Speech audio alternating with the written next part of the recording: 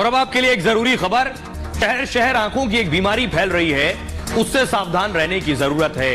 आंखें अपने आप लाल हो रही। ग्राफिक्स प्ले कीजिए प्लीज। उसके बारे में आपको बताऊं कि दिल्ली समेत कई शहरों में एक नई आफत आ गई है। स्कूली बच्चों और युवाओं में आंख की यह बीमारी फैल रही है। हरियाणा, उत्तर प्रदेश और मध्य प्रदेश में आई फ्लू के मरीज तेजी से बढ़ रहे हैं। जहां तेज बारिश और बाढ़ आई है, वहां यह बीमारी ज्यादा है। मौसम में नमी और उमस से कंजंक्टिवाइटिस संक्रमण बढ़ गया है और पीड़ित व्यक्ति के संपर्क में आने से आई फ्लू बढ़ता है।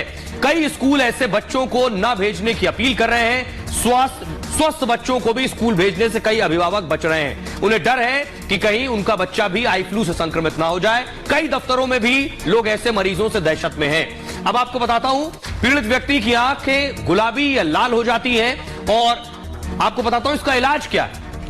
अगर आपको इस तरह की तकलीफ है तो आंखों को छुएं या रगड़ें बिल्कुल नहीं। साबुन या गर्म पानी से हाथ धोते रहें। अपने साफ पानी से 3 से 4 बार हाथ धोएं। फ्लू होने पर आंखों में काला चश्मा पहने और मोबाइल और टीवी से दूरी बनाए रखें। परिवार के लोगों से भी आइसोलेशन में रखें और अपनी तौलिया और रुमाल को भी अलग कर लें। लेंस लगाते हैं तो सोने से पहले उसे जरूर हटा दें। पीड़ित व्यक्ति से आई कांटेक्ट न रखें। डॉक्टर की सलाह पर ही दवा लें। बच्चों को ज्यादा सावधानी बरतने की जरूरत है। बच्चों के स्कूल बैग में सैनिटाइजर जरूर रखें। कंजंक्टिवाइटिस होने पर यदि धुंधला दिखाई दे रहा है तो तुरंत आई स्पेशलिस्ट, नेत्र विशेषज्ञ डॉक्टर को दिखाएं। बहरहाल ये भारत की बात है, मैं इतना ही। आप अपना और अपनों का बहुत बहुत ख्याल रखिए। रुकराई में सुरक्षा बढ़ा दी गई है। उसके बाद से अगली तस्वीर दिखाइए। इस मामले में सुप्रीम कोर्ट ने भी हस्तक्षेप किया है। एक्शन में मोदी सरकार है। मणिपुर के गुनाहगारों को बख्शा नहीं जाएगा। मणिपुर में सीबीआई ने कार्रवाई शुरू कर दी है। सीबीआई इस मामले को नजदीक से हैंडल कर रही है क्योंकि इस मामले के बाद पूरे देश में उबाल था। देखिए जरा, एक्शन में मोदी सरकार। मणिपुर में दंगाइयों की अब खैर नहीं। मणिपुर हिंसा पर सरकार और सख्त हो गई है। महिलाओं से बर्बरता की जांच सीबीआई को सौंप दी गई। अब सीबीआई इस जांच को पूरा करेगी। इस बीच मणिपुर में सीबीआई फुल एक्शन में है। मणिपुर में कई मामलों की जांच सीबीआई कर रही है। अब तक हिंसा केस में 10 से ज्यादा गिरफ्तारियां हुई हैं। 6 एफआईआर दर्ज की है सीबीआई ने हिंसा मामले में। 9 जून को सीबीआई ने एसआईटी गठित कर 6 एफआईआर दर्ज की थी। मणिपुर हिंसा के मामलों का ट्रायल भी अब मणिपुर में नहीं, राज्य से बाहर होगा। असम की अदालत में इस पर सुनवाई होगी। इधर सरकार अपने लेवल पर भी एक्टिव है। गृह मंत्री अमित शाह ने मणिपुर के लोगों से बात की। उन्होंने कुकी और मैतेई के टॉप लीडर्स से बात की है। इससे पहले अमित शाह खुद इम्फाल का दौरा कर चुके हैं। तो मणिपुर में अब जो भी दोषी हैं, जिन्होंने हिंसा फैलाई है, कोई भी अब बचने वाला नहीं है। खबरों में आगे बढ़ते हैं। आज की एक और खबर है। चुनाव नजदीक है, ऐसे में एनडीए अपना कुनबा बढ़ा रहा है, लेकिन एनडीए में एक पार्टी शामिल हो सकती है, वीआईपी।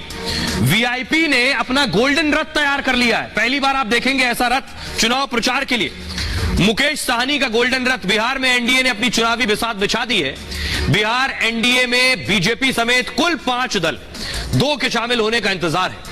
इनमें एक है वीआईपी यानी विकासशील इंसान पार्टी और दूसरा है शोषित दल। ये दोनों दल बीजेपी के संपर्क में है, लेकिन सबसे अहम यह है कि विकासशील इंसान पार्टी, जिसके मुखिया इन दिनों बेहद चर्चा में। तस्वीरें देखिए जरा। विकासशील इंसान पार्टी के मुखिया मुकेश सहनी ने अपना दमखम दिखाने के लिए बुधवार को पटना से संकल्प यात्रा की शुरुआत की है। सहनी ने अपनी संकल्प यात्रा आलीशान रथ में शुरू की है, जिसे एक बस को सजाकर बनाया गया है और जिस पर 4 करोड़ का खर्च आया। इस बस की खूबसूरती देखने लायक है। इसके अंदर अतिथि कक्ष, शयन कक्ष, बाथरूम, ड्रेसिंग टेबल, अलमीरा के साथ साथ हर तरह की सुविधाएं। लेकिन सबसे खास यह है कि पूरे बस में 18 कैरेट गोल्ड का प्लेट लगाया गया।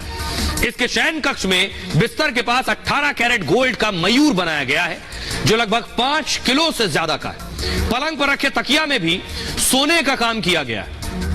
इसके अलावा इसमें मार्बल मधुबनी पेंटिंग को करीने से लगाया गया है। इसमें बैठने के लिए शेर के मुंह जैसे सिंहासन भी बनवाए गए। शेर का आकृति भी सोने की है। यहां तक कि ड्रेसिंग टेबल में भी गोल्ड प्लेटेड है। मुकेश सहनी का दावा यह है कि उनका यह आलीशान रथ किसी भी पार्टी के अब तक के रथ से सबसे ज्यादा खूबसूरत और महंगा है। सहनी के मुताबिक रथ में बने सिंहासन का मकसद यह दिखाना है कि सिंहासन पर सिर्फ राजा का बेटा ही नहीं, बल्कि निषाद समाज का बेटा भी बैठने का हकदार है। मुकेश सहनी निषाद समाज से ही आते हैं। उनका वोट बैंक भी निषाद समाज ही है।